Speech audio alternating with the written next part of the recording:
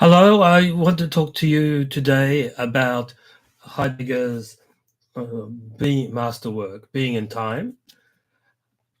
As usual, I'll be probably only dealing with the incipit, which I'm going to take in an extended sense. That is to say, I want to comment on the title, the dedication, a little on the author's preface to the 7th German edition, and to the first page of the text, which doesn't have any particular title. Some people call it the preface. I want to call it the epigraph, and give it particular comment or attention. And then just the first paragraph of the introduction. So that might take just one video or two or maybe three. We'll see how far I can get. And it's just to orient a particular type of reading that we can have of this book.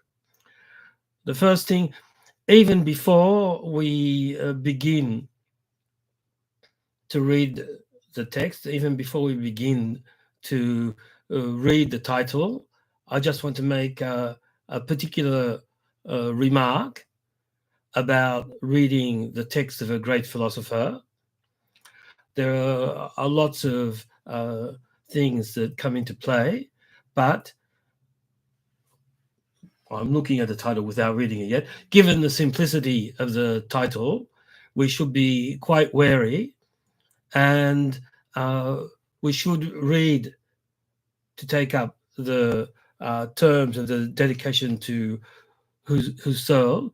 We should read the books or the texts of a great philosopher with respect and veneration, which is appropriate to the text of a great philosopher such as Heidegger. We should read the text with friendship, which means a charitable reading, but I think we should also include a notion that Deleuze discusses in his last book with Guattari, What is Philosophy? Because he claims that friendship in the 20th century underwent a great change, and that friendship includes trust, but it can, after the First World War, or maybe before, it can not be dissociated from a suspicion or a mistrust. So these are the sorts of generalities we should have in mind for our attitude to the text. A second thing is the title, Being in Time, is in appearance very simple, but we should bear in mind that philosophy from the very beginning is a discourse that is based on masks. One of the masks is of the philosopher is the wise man or woman, and yet the name philosopher means friend in this probably still or already in the time of the ancient Greeks complex dialectical, we could even say, concept of friendship, including trust and mistrust. And the wisdom is the object of friendship rather than identification, and is the object of masks, duplicity, revealing and hiding what one is and what one is doing. So a philosopher is never going to, even in the old times, the pre-crisis in foundations, times, a philosopher is never going to just go directly at it, as the title Being and Time seems to promise. There's always going to be mediations, detours, masks, traps for the unwary. So that's just in general. Being and Time was published in 1927, and that was after, or in the middle of, the crisis in foundations that shook the beginning of the 20th century. These were several, in fact, as it's become common nowadays, a polycrisis or a metacrisis. There was a crisis in meaning, a crisis in what are the certainties that could be possible about our knowledge, which was in the process of being shaken to the roots by problems and innovations in mathematics, in physics. There were political upheavals, and in philosophy, there were new methods of inquiry and investigation being explored. So simplicity and metaphysics as a direct referential approach to reality seemed old hat, has been. And yet Heidegger begins his publication history in terms of books with Being and Time, which looks like a simple title. For reference, Husserl, his master's books, were all titles like Logical Investigations on the Concept of whatever, Preliminary notions of phenomenology, titles like that, which had meta levels of mediation between ordinary base level concepts and Husserl's discussions of them.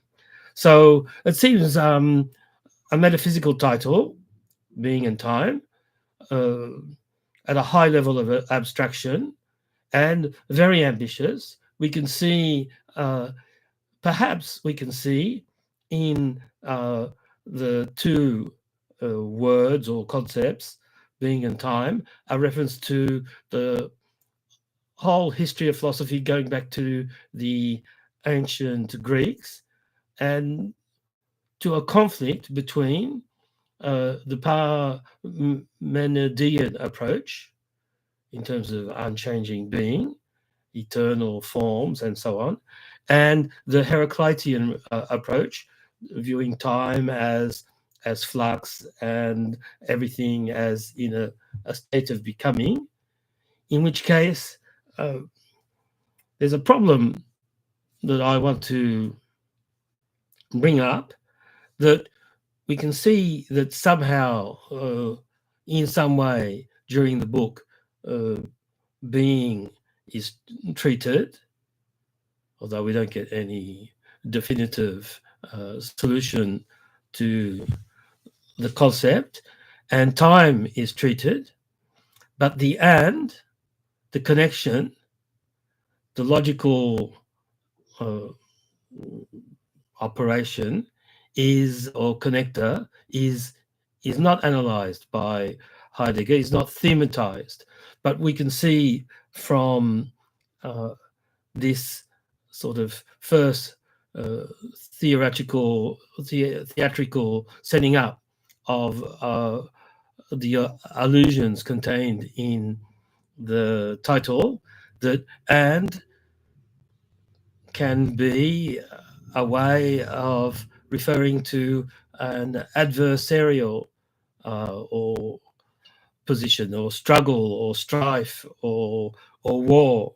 So it's far from being as neutral a title as it seems, and it's far from being as simple as it seems. I'm going to go ahead a little to the epigraph, and we're going to see that the meta levels of analysis are multiple.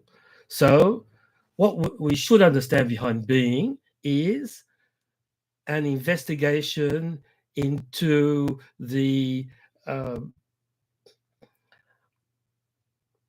exploration of the question about the meaning of being. So we've got 5 levels there, and time is alluding to the second aspect of the work, which is an investigation into the interpretation of time as the possible horizon for any understanding whatsoever of being. So it seems there that there are 6 levels. So we've got one chain or one ladder ending in being at the bottom, and the other on the time side, one chain ending in being at the bottom, and one chain, the second one around time, is given as is given primacy as the key, as possible horizon to any understanding of being. So the title is quite deceptive if we're not thinking, wait a minute, this is Heidegger, one of the star students of Husserl. He's not going to do naive, realist metaphysics. There's a sort of appearance in the title that we can associate today with the sort of attempts that we can see in speculative realism. There's this theme that after deconstruction, after the structuralists, after Derrida and Deleuze and Lyotard and all these people, we have assimilated all that, and we can nonetheless do speculative metaphysics. This is not the case with Heidegger's approach. So I would argue that even when Badiou entitles his work Being an Event, it's not really the same as that speculative realist semantic descent. We're going away, back down from the meta levels to the object level, where we can talk about the real. The mediations are still present in some sense in Badiou's text, but not as much as in Heidegger. So Heidegger seems to be imitating that sort of move, and he'll even mention it in the first paragraph, where he says, even though in our time we deem it progressive to give our approval to metaphysics, in scare quotes again. So he's talking about this deconstructive and crisis stage of spirit, and saying that there is a superficial progressive return to metaphysics, and he's distancing himself from that. So despite appearances, it's not a metaphysical treatise, and the meta levels are there even more than in the case of Husserl, because one theme that we'll get indirectly is that the phenomenological epoche is never finished, that phenomenology itself needs to be suspended in its objective presuppositions, and that includes the history of philosophy. So he's not, Heidegger is coming after all of the phenomenological investigations and epoches and suspensions, and he's not coming to a final unmediated approach to things, but is going one step further in the suspensions and epochizations, and so one step further in back in terms of higher in terms of meta levels, and one step further in what Hegelians could call uh, mediations. So much for the title. Next, we come to the dedication, dedicated to Edmund Husserl in friendship and admiration. Okay, we can take that at the simple referential level. Husserl was Heidegger's master and an inspiration for him. We'll see a little later in the preface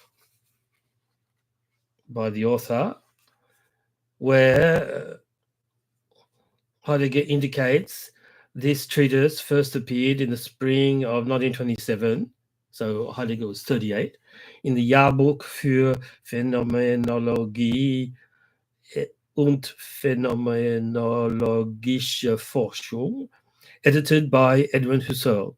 So he was indebted to intellectually to Husserl, and also in terms of academic career and access to publication.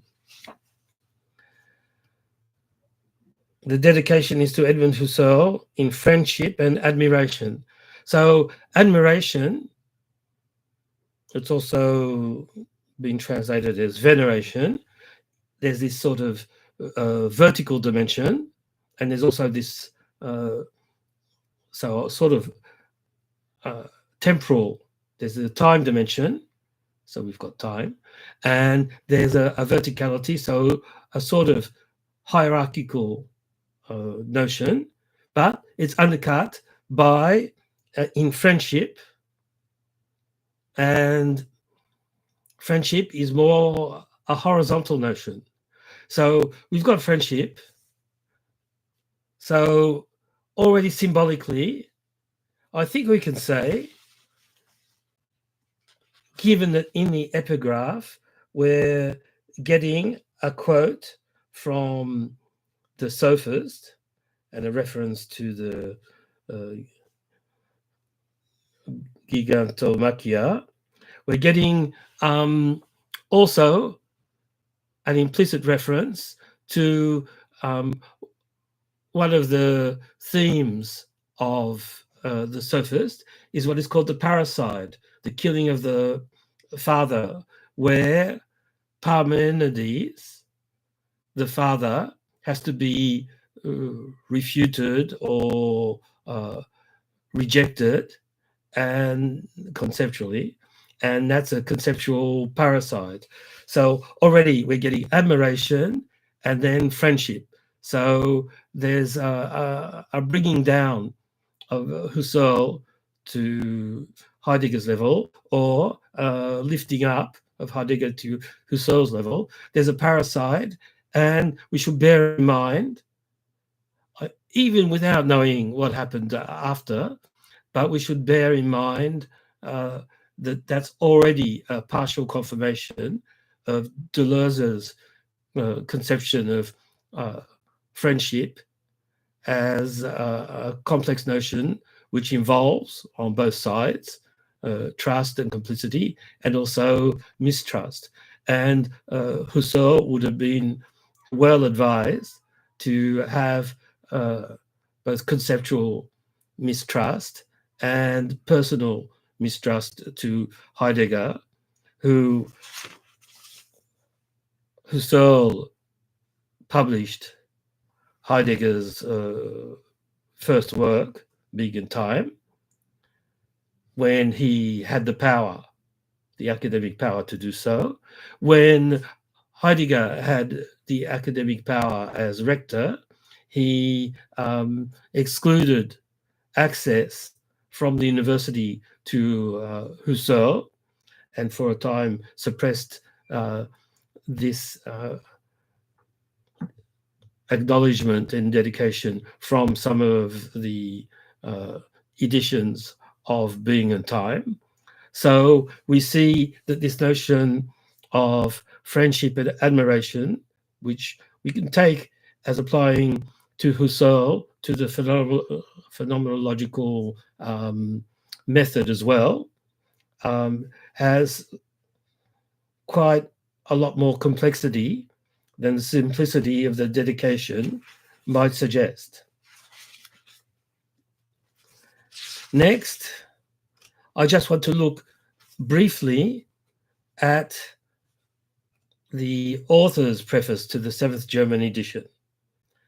So he tells us when it was first published in the journal edited by Husserl, and also in a special printing, perhaps with Husserl's recommendation.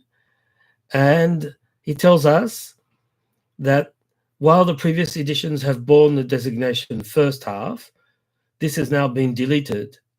After a quarter of a century, well, that's normal because the second half never came. After a quarter of a century, the second half could no longer be added unless the first were to be presented anew. Yet the road it has taken remains even today a necessary one.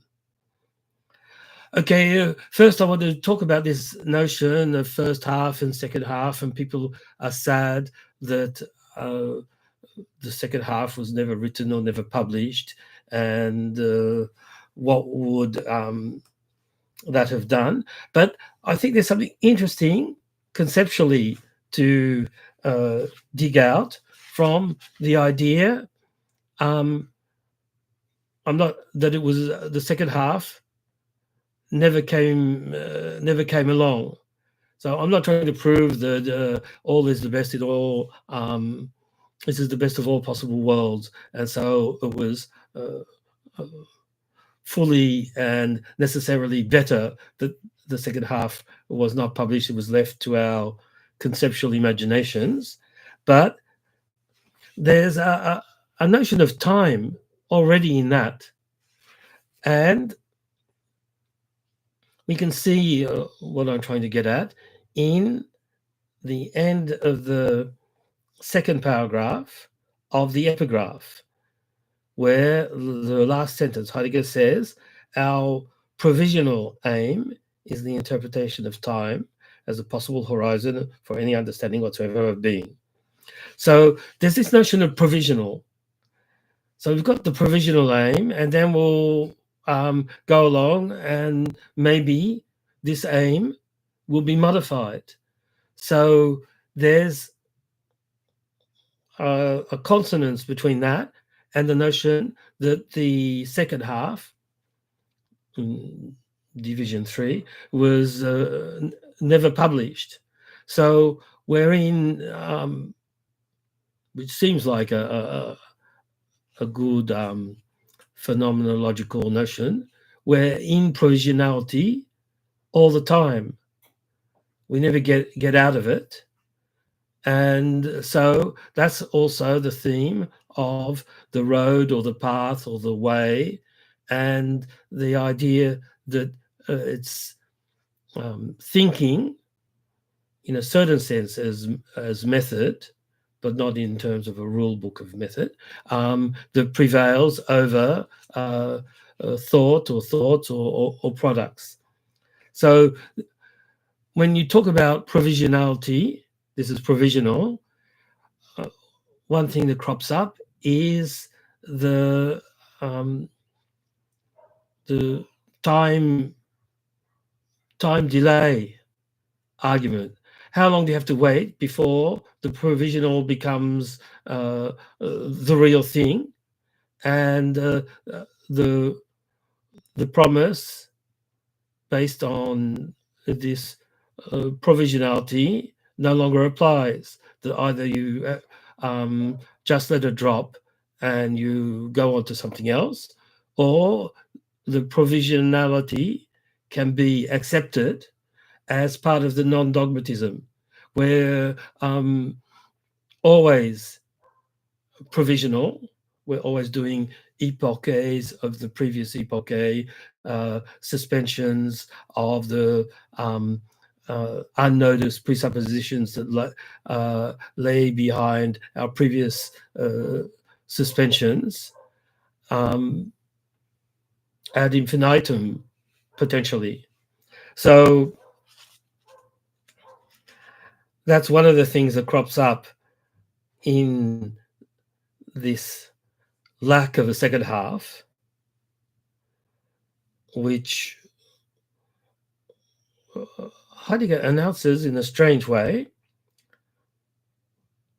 The second half could no longer be added. It's almost as if he's saying there was a second half, but it was, unless the first were to be presented anew, but it was so different in terms of its presuppositions and its ways of going about things and possibly its conclusions, that retroactively it would have had to change the first half. So the provisionality is going backwards to retroactively to reinforce the provisionality of the first half, and at the same time, he says, yet the road it has taken remains even today a necessary one. So despite being provisional, the first half is a necessary road. And completing that sentence, yet the road it has taken,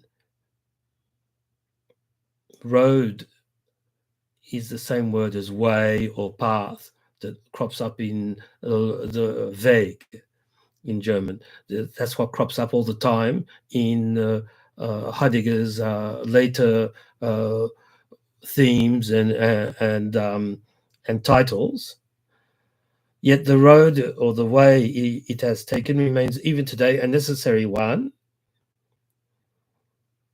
So it's provisional but necessary. If our Dasein is to be stirred by the question of being. So stirred, why not? But the German word means, I think it's bewegen, means if to move or to set in motion. So if it's necessary if our Dasein is to be moved by the question of being or set in movement by the question of being. And then last little paragraph, for the elucidation of this question, the question of being, the reader may refer to my Einführung in die Metaphysik, so my introduction to metaphysics, which was published with this reprinting, when this reprinting is 1953 for the German edition of Introduction to Metaphysics, and 1959 for the English publication. So translating this reading it and looking at the need to look at translation a little with the notion of road, brings up the question that I haven't considered yet of the translation of the title. And so I probably should have done that earlier, but let's retroactively look at the translation. It's the title in German is Sein und Zeit. So a lot of funny things or powerful things have been said about the translation of Sein. Sein in German is an infinitive. In French, because I've got two French translations. In French, there's no problem. It's être et temps. So to be and time. If you accept the idea that the infinitive in French, as in German, that an infinitive in another language has to be translated by the infinitive with to be, or without to be, in English. And I would argue that it's not necessarily the case, because the grammar, the internal enunciative grammar of English is not the same as the internal grammar of German or French. So it seems like it would be better to translate sein as to be, because there's a distinction between sein and Zayenders that we'll get to when we look at the epigraph a little more. And that is easy to highlight in French, because we have two different words. We have être is being as to be, and étant being as being the present participle, or the gerund as well. So that distinction is easy to replicate in French, but in English we've got being and being. So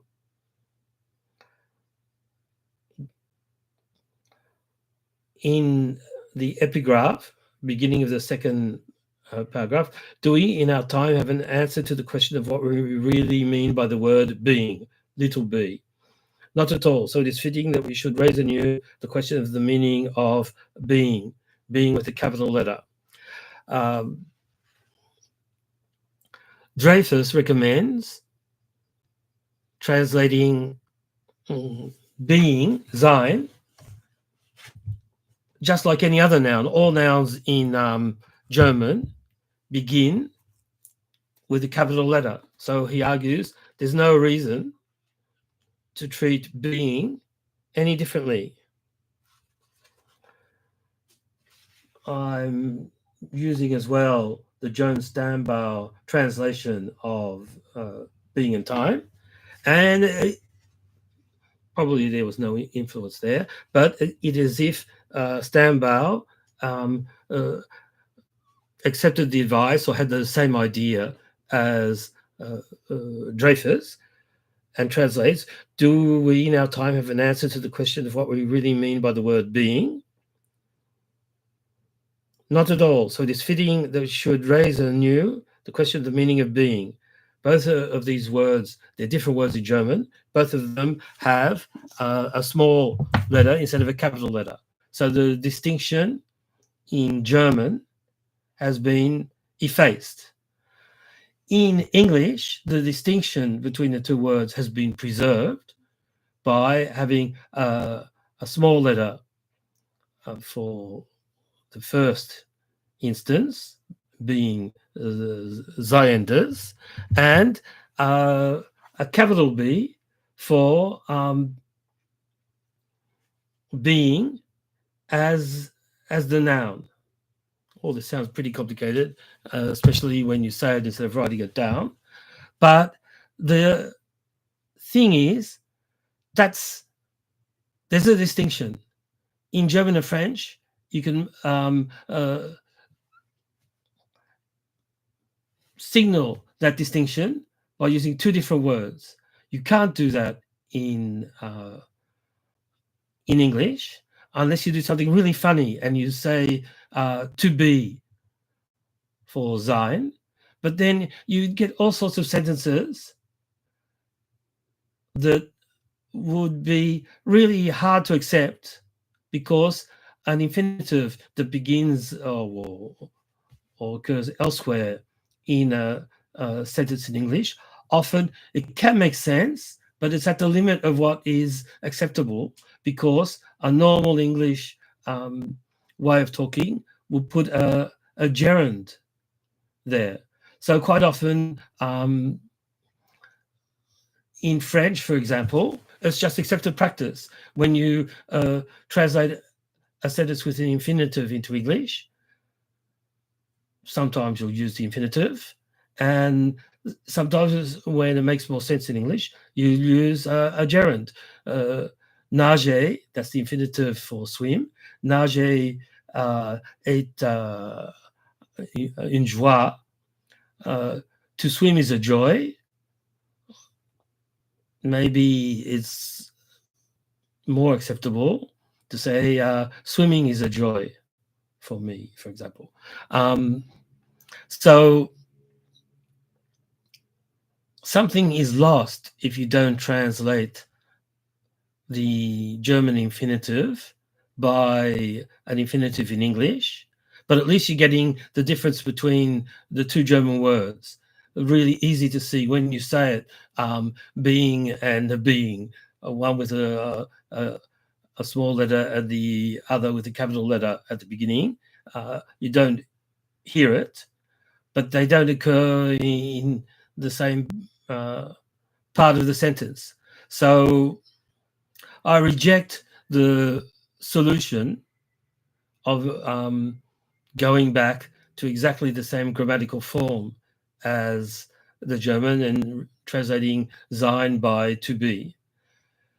What we're missing out on is nonetheless interesting, and to consider to what degree we're missing out on something, because I commented on the seeming abstraction of the words in the title. And we could say, I'm not sure what sort of linguistics you're used to, but I've been trained in the linguistics of enunciation, a French, mainly French-based theory of linguistics.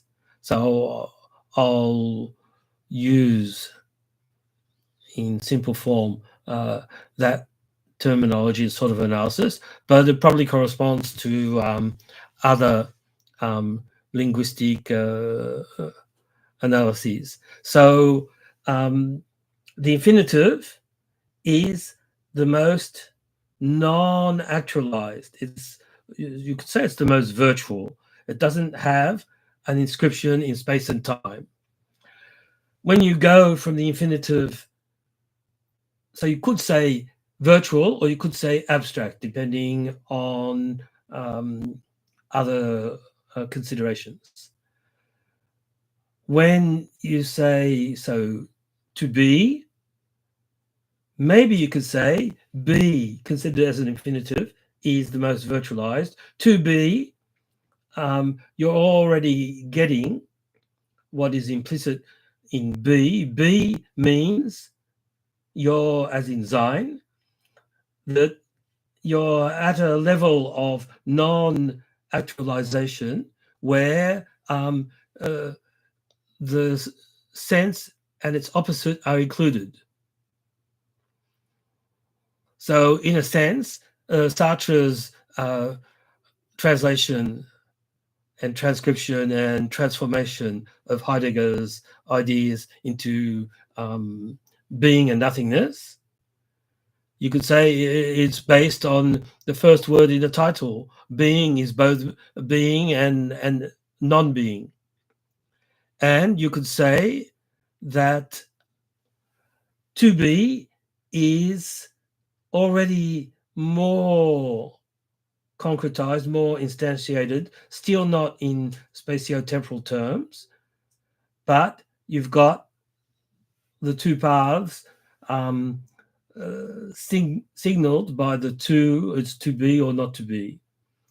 And being, once again, we're getting to a more, we still haven't got there yet, but to a more instantiated form where it's closer to the concrete conjugation of the verb as whatever.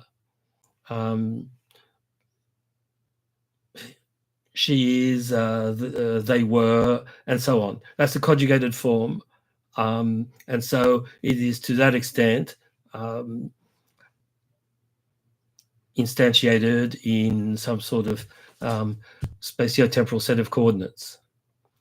So being is slightly more instantiated than being slightly lower on the scale from B or to B, which signify the most virtual level. So there is a little loss there, but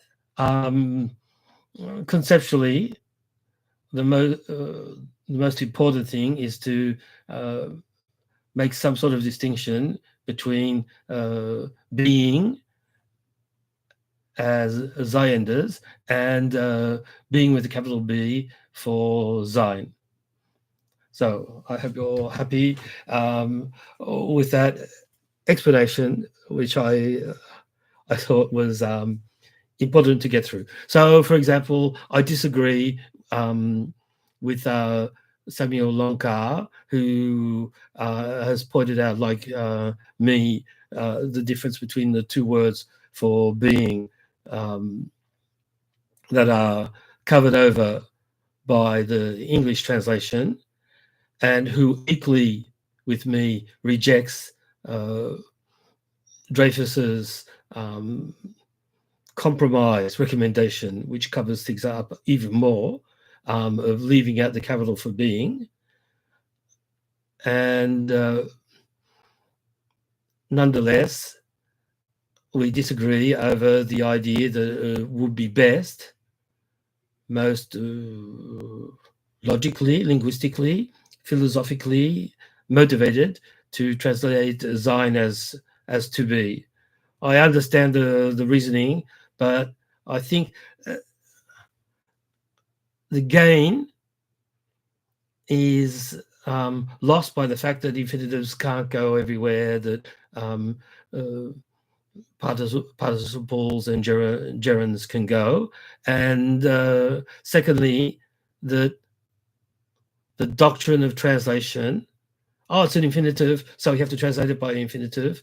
When you've got languages that don't have the infinitive fulfilling the same roles, I think that sort of mechanical idea, this is already a meta level idea, so it's good, but the mechanical meta idea that from an infinitive you translate by infinitive, I don't think that's the ultimate word in translation. But I understand it, and I think it's an equally, almost equally good solution. So I've done the author's preface to the 7th German edition. So I want to get to the epigraph. So there's no name for this page. It's page 1 in the German edition, if we believe the pages indicated on the side. They're the indications of the pages in the German edition. In fact, it's page 22, 21, 20. It's page 19 in the English edition, but it's nice to know what page it was in the German. I'm calling it an epigraph because that's where often you put a quote that puts that sheds a light on everything that is to come. Given what I've said about the meta levels, the mediations, and so on, it's not just an epigraph because it's Heidegger. It's an epigraph that is accompanied by its own commentary. So we can already see that we're not doing the ordinary direct thing. We've got a direct metaphysical title, we've got a direct epigraph, and then we go directly into the subject matter. So the epigraph, I'm not going to read it in Greek, has been translated in English for manifestly you have long been aware of what you mean when you use the expression being, small b. We, however, who used to think we understood it, have now become perplexed. So this is an extract or an excerpt from Plato's The Sophist, where we have the notion of parasite. So when Husserl saw this, he should have been worrying both conceptually and then later when the political situation changed, should have been worried existentially as well, or politically. It's also the dialogue where we have the giganto or gigantomachia, the allusion to the battle between the giants, gigantomachia, between the giants or the titans and the gods. The gods represent the high sky, the Parmenidean sky, we could say, eternity, and so they're the friends of the sky, and or the children of the sky, and the titans represent the children of the earth, of change, becoming, of time. So using a citation from the Sophist is already reinforcing the title being in time and reinforcing the idea that the title already contains a struggle inside it. So for manifestly, you have long been aware of what you mean when you use the expression being. We, however, there's an interplay between you and we, and there's a problem with the translation, you have long been aware. The word in German, I think it's Vertraut, doesn't mean strictly aware. You could almost argue that it's the opposite. It means familiar. In the two French translations, it's translated with the equivalent of familiar. So almost, if you wanted to force the distinction, you could think, well, I say distinction, I haven't given the distinction yet, but think of Bertrand Russell's distinction between knowledge by acquaintance, and so familiarity, and knowledge by description, so conceptuality. For manifestly, you have long been familiar with what you mean when you use the expression being. So there's this sort of ordinary what one means. This is sort of the idle talk and idle thinking of being. We, however, there's a rupture. We, however, who used to think we understood it, have now become perplexed. We're defamiliarized. This is the effect of aporia, or being stunned, or being brought into wonder, that Socratic questioning brought about. So we're meant to not think we know when we see the title being in time, that we know what it's talking about. We're familiar with being and we're familiar with time. So that's okay. We can decide whether we want to read the book or not on that basis. The aim of this book is to make us perplexed about the meaning of these words, in particular of being. And he doesn't have a handy quote ready to show it, but to be perplexed about the meaning of time. He continues with this this of perplexity. So there, to be perplexed, you have to put everything into suspension. The whole history of philosophy, you need to operate an epoche on the whole history of philosophy, going back to Plato and Aristotle, who were at least able to be perplexed about these notions. Do we in our time have an answer to the question of what we really mean by the word being? Not at all.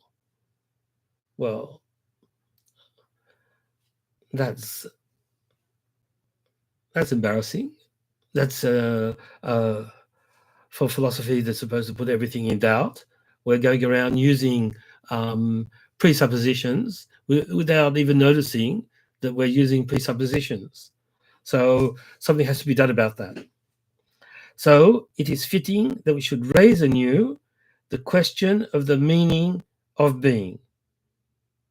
So we've got an investigation about the question of the meaning of being. So that makes 4 levels. But are we nowadays even perplexed at our inability to understand the expression being? Once again, 4 levels: perplexity, inability to understand, 3rd level, the expression being, 4th level, and there's being itself, what is referred to by the expression as a 5th level. Not at all. So, first of all, we must reawaken an understanding for the meaning of this question. So we need an understanding of the meaning of the question, of the meaning of being. And as well, an even further level, we must reawaken. So reawaken an understanding of the meaning of the question, of the meaning of being. Our aim in the following treatise is to work out the question of the meaning of being and to do so concretely. So we should be perplexed by this word concretely, because it looks like we're in a nested set of mediations and we're at a very high level of abstraction. But Heidegger is saying, no, that's not a high level of abstraction. If we go through with this reawakening process, this investigation, we're being more concrete than the type of metaphysics that seems to get away with all the mediations and go directly at the topic. So what Heidegger means by concrete could seem surprising. I want to make a comparison with Deleuze and Guattari's What is Philosophy? And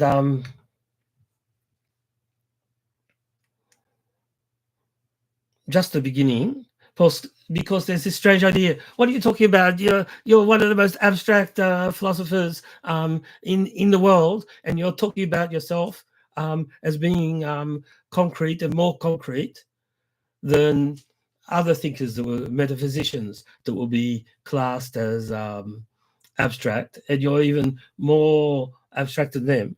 So the beginning of what is philosophy is, of course, mistranslated in English. So I recommend looking at a video I did about that. It begins, perhaps. So we're beginning with a modality, a modalization, and that's missed. That's the first word, perhaps. That's missed in the English translation, and we're going to get to that link between modality, modalization, modal words, and questions just a couple of lines later in this epigraph that I'm reading. So perhaps one can pose the question, what is philosophy? Only late, when old age comes and the hour or the time to talk concretely. So the thing is, people translate that and they say, they take it at face value. There's no masks, there's no traps, there's nothing. Despite beginning with a perhaps and a question, they say, oh yes, Deleuze is old. I think he was 61 when he wrote the book, and Guattari a little younger. I'm not sure. So they were both around the 60 mark. So that's not old age in modern terms. And this old age is qualified as the time to speak concretely. So my argument is everything that Deleuze and Guattari say in terms of events, so in terms of the virtual, we've talked a little about the virtual, that can be inscribed spatio-temporally in different ways. So when the hour to speak concretely comes knocking at the door, it can be at any age. There's been a long maturation, and then the hour to speak concretely comes. It could come several times in a life, and he or they go on to say that before they posed and exposed the question in a way that was too abstract, that they were too busy to do philosophy, and to answer the question of what is philosophy, and then go on and do more philosophy. So in a way, Deleuze and Guattari are saying that their previous work was more metaphysical than they thought. And we were not sober enough. So I'm taking concreteness and sobriety to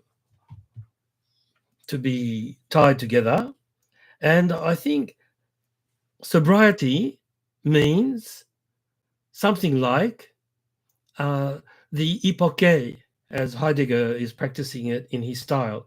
You've suspended all the sort of romantic, emotional, affective, imagistic ways of talking. And even if you're talking about a difficult, fundamental, ontological matter, you're purifying the language so it is the most adapted to the investigation without, as much as possible, without introducing or preserving extraneous associations.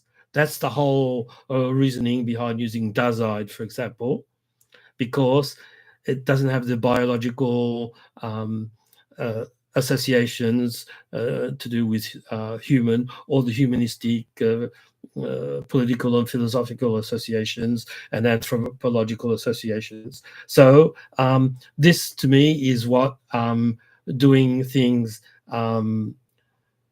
concretely entails. The idea of being old, and that's being the time when you speak concretely. I would suggest that this old there is being mature enough. And Heidegger was 38 years old. That was what he needed to get tenure. And so he's close to the 40-year, supposedly 40-year age of crisis. He's not in his early 30s, so he's not exactly 40, but he's in that time frame where something more definitive has to be done with the orientation of one's future life. So he's between two stools, and he's choosing one stool, or he's building another stool between the two stools, whatever. But he's setting out to work out the question of the meaning of being concretely. He, last sentence of that paragraph, our provisional aim is the interpretation of time as the possible horizon for any understanding whatsoever being. So if we just follow the terms of the sentence, provisional aim, one level, interpretation, another level of time, and then a third level, maybe we should stick on the same level as time as the possible horizon for any understanding, fourth level, of being. So what I find interesting is this modal word possible, which usually drops out when people discuss this section. They say that time, or the interpretation of time, or is taking time as the horizon for any understanding whatsoever of being. But there's a key word. It's the possible horizon, because we're still in the provisional. So it's modalized, just as Deleuze and Guattari begin what is philosophy with perhaps, another modal word. We're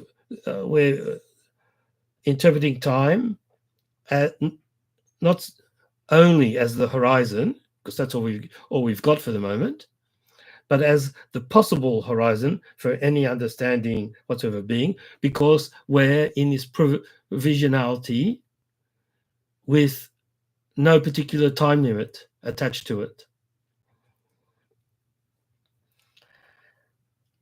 Last paragraph of the epigraph, but the reasons for making this our aim, the investigations which such a purpose requires, and the path to its achievement call for some introductory remarks. So I see the word path, and in the author's, in Heidegger's preface to the, whatever edition it was, to the 7th edition, he used one word for path. So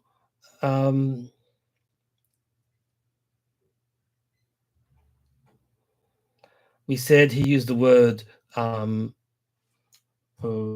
vague, which was translated as road, and you can get the PDF for Sein und Zeit legally and for free, and download it very easily.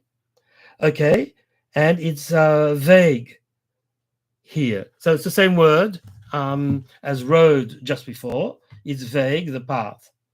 So the reasons for making this aim, the investigation of such a purpose requires that the path to its achievement call for some introductory remarks. So we need reasons for this aim, which is a provisional aim, and a provisional aim taking a possible horizon. So we're being very meta, and we're being not in the avoiding responsibility or being cynical or being ironic or whatever. We're being as non-dogmatic as possible, given that we have to actually say things and break new ground. And the path towards achievement calls for some introductory remarks. So that's what I'll do in the second video. Straight after that, the introduction begins, and I'm planning on doing just the first paragraph. That should be enough for a fairly long video. I see I've done a little over an hour. I hope the next one will be shorter, given all that I've done in this one. So thanks for listening. React in any way possible that is positive, hopefully, including I consider criticism or tough questions as positive as well. And if I can, I'll respond. But I can't promise being able to respond. But provisionally, I am open to remarks, commentaries, questions, additions, maybe some help with the translation issues, whatever you want. Thank you.